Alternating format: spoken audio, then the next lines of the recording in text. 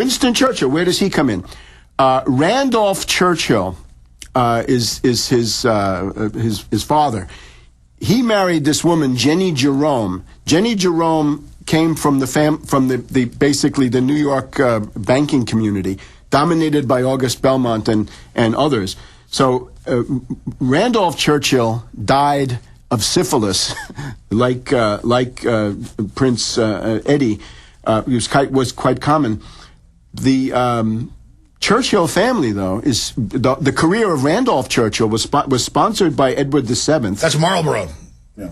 And Sir Winston Churchill. Winston Churchill. One of his first jobs was that he would write a letter to King Edward VII every day, telling him what had gone on in Parliament that day. So he was also a protege. So the guys who bring you the catastrophes of the 20th century are in many cases proteges of Edward VII. But you were talking about Malthusianism. I think that's also worth talking about. The British East India Company has two guys that essentially define economics today. One is David Ricardo. He's the head of the British East India Company, practically, and he's the source of monetarism, right? Of Milton Friedman, Chicago School, stuff like this. However, they also have a training academy for their executives. It's called Haileybury. And here we have Malthus, Thomas Malthus. He copies things from Venetians. He copies from a guy called Ortes of Venice. But this whole idea that there are too many people, that science and technology can't make a difference. And that's copied from Plato. No. This is copied from Ortes. This is copied from Gian Maria Ortes. No, but I'm saying Plato made some similar comments. I don't see Plato really on that kind of a line at all. I would say Plato is on the. Well, he had to duel. From what I've read, I mean, he did make comments about overpopulated and. Look, a lot of Plato is by indirection. In other words, you can't take individual passages because a lot of times it's going to lead to a. In other words, it's some metaphorical statement. Because he could be killed for what he was writing, so he did it. No, there's also that sometimes he says things that turn out to be false later on in the same dialogue. But for sure, Malthus was the big ideologue of the British East India Company, and they ran genocide in India. In other words, you talk about genocide, they did it in India on a vast scale. So Malthus is this idea. World is overpopulated. Science and technology can do nothing. Progress is impossible. It'll always be the same, right? There's no way out of it. That leads to Darwin. That's essentially Darwin's worldview, which is scientifically false. Nietzsche and ultimately Hitler and the Nazis. And the British royals love this because it said there's elite bloodlines, the world's overpopulated, we ought to spread diseases to kill off the poor. This is Malthus, 250 years ago. And so this goes along and then develops ideas like social Darwinism. We're killing people, doing them a favor. It grows into the eugenics with Galton. Right. And that's this entire stream of where we are today. And again, Prince-Phillip. If Prince-Phillip says he wants to be reincarnated as a deadly virus to come back and kill people and help solve the problem of overpopulation, again, that statement goes beyond anything Hitler ever said. And that is repeated by all these top professors like Pianka here at UT. This is their religion. I mean, you read their writings. To be entered into their club, to get the funding for publications, to be even allowed into the party, you have got to say humans are a parasite, and it's literally a control freak ultimate snobbery where they say, we're going to control history, we're going to set up a control grid, we're going to cut off resources, post-industrial world, we're going to then wipe everybody out. World government is a means to an end. This is a global, hidden Nazi movement.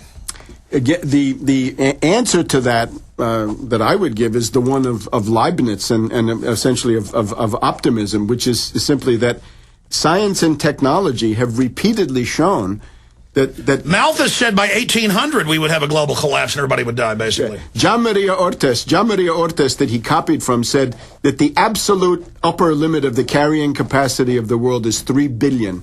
And he said this about 1790 in an essay on population. And Malthus simply took that. So the Malthusian argument is that the population outpaces food production.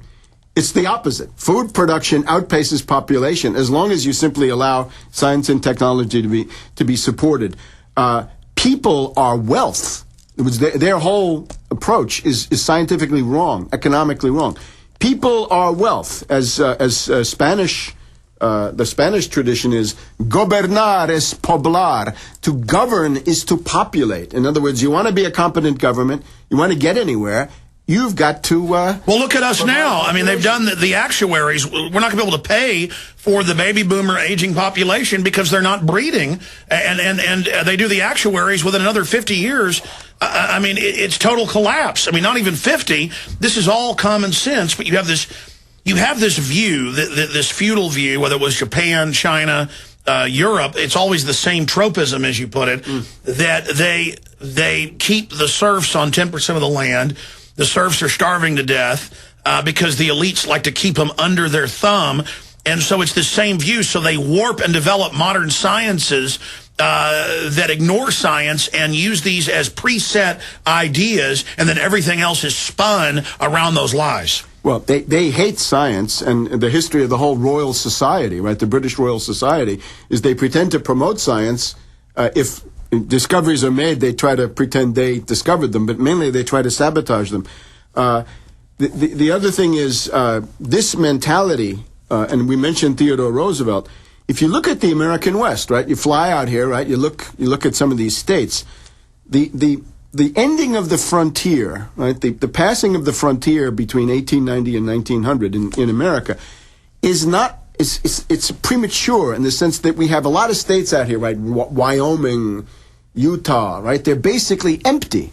And the reason that they're empty is that the process of settlement and population growth was artificially stopped by people around Theodore Roosevelt, the great stooge of King Edward II. Yeah, he sold, freeze the land, have the feds grab it, don't give the land to the people. Exactly. Raise taxes so they can't afford kids. Gifford Pinchot.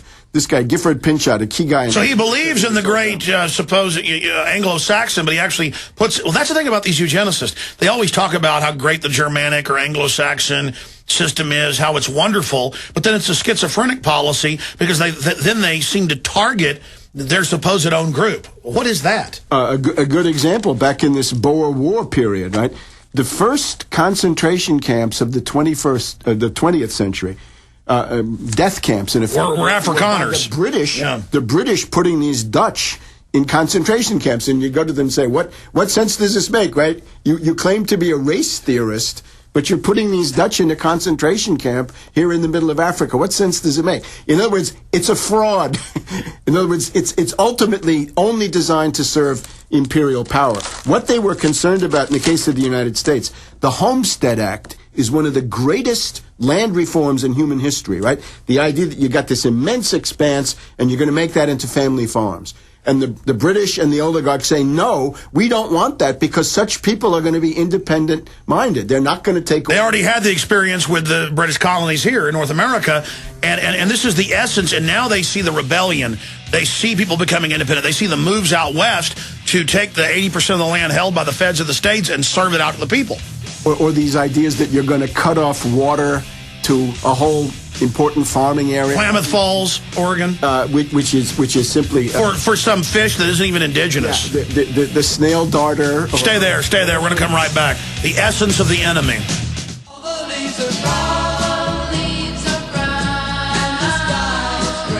All right, Webster Tarpley is going to be with us a little bit in the next hour. We've gotten off into a history lesson, but it's very intriguing. And I noticed the numbers of people just listening on the internet are surging because this is interesting. They tell you that people don't want history, real history, but they do. People are hungry for something other than celebrity news or how great the inbred family is. We do need to shift gears now in the next few segments into your view on the whole birth certificate situation, Webster, then the economy, then Dr. Bob Bowman's coming in. Well, first of all, let me say, my standard for this stuff is if you want to be president, it means that you want to get your hand on the thermonuclear button. And that means that you acquire life and death power over all of us, ourselves, our families, our futures, and everything else. At that point, there is no private sphere. Any private sphere is a danger. It's a threat to the integrity of the government and of presidential decisions, because anything that's in that private sphere could be the object of blackmail.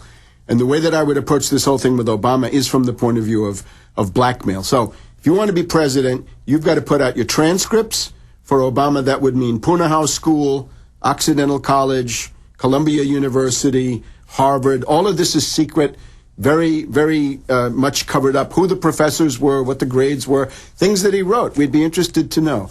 We want to know your medical records, right? We wanted to know Dukakis's medical records.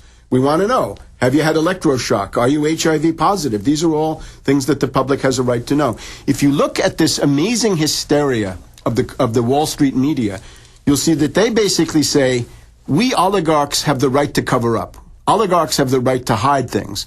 And we would have to say, no, the public, the informed voter, has the right to know these things. Because we always have this question about, is the president blackmailed? And if he's blackmailed, how can he be president? And I guess that applies. Well, the larger issue is they've been so secretive for years about all this. They released the receipt of a certificate and said that that was it. There was no such thing as a long form, which was a ridiculous lie and made people go, wow, what are you hiding?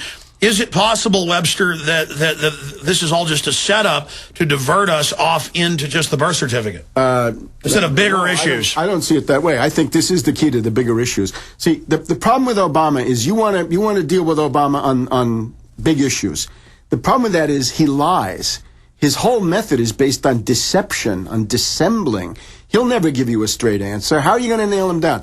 The tax cuts for the rich. He was against tax cuts for the rich. Last December, he's for tax cuts for the rich. Now he says, I'll never go back to tax cuts for the rich again. Who can believe this? It's fantastic. I would rather look at it this way, and I'll tell you, it's like a parable, right? It's a story. In 1998, Bill Clinton was about to make a dirty deal with Newt Gingrich, and the dirty deal was the oligarchy wants to destroy Social Security, Medicare, Medicaid, the economic rights and entitlements of the American people. And Clinton was willing to do it, according to what we know. You might say, well, he was weakened by impeachment, whatever the reasons. Clinton was willing to do it. He was willing to betray his own base. He was willing to shift to a situation where Clinton's majority in the Congress would be largely provided by Gingrich. Now, the intermediary was Erskine Bowles. There's a book about this. It's called The Pact. Look it up. Erskine Bowles was the go-between. Now, what stopped this? Most people were not even aware of it much of the time. What stopped it was Miss Lewinsky. And Miss Lewinsky, whoever sent her, that's a whole separate question. But the effect of Miss Lewinsky was that the Republicans in the House went crazy. They couldn't be seen supporting Clinton. And even more acute was that inside the Democratic Party, all of those guys from the Democratic Leadership Conference, right, the right-wing Democrats, ran for cover. They wouldn't touch Clinton. They wouldn't do anything for him. The New Deal Democrats, if you can call them that, in other words, the Progressive Caucus, they were willing to stand and fight to defend Clinton. And Clinton looked at that and said, my God, if I try to destroy the main New Deal entitlement programs, these progressives are going to run away from me, and I'll have no support at all. Therefore, I can't do it. Got a break. Back in 1 minute. We got to do these satellite breaks.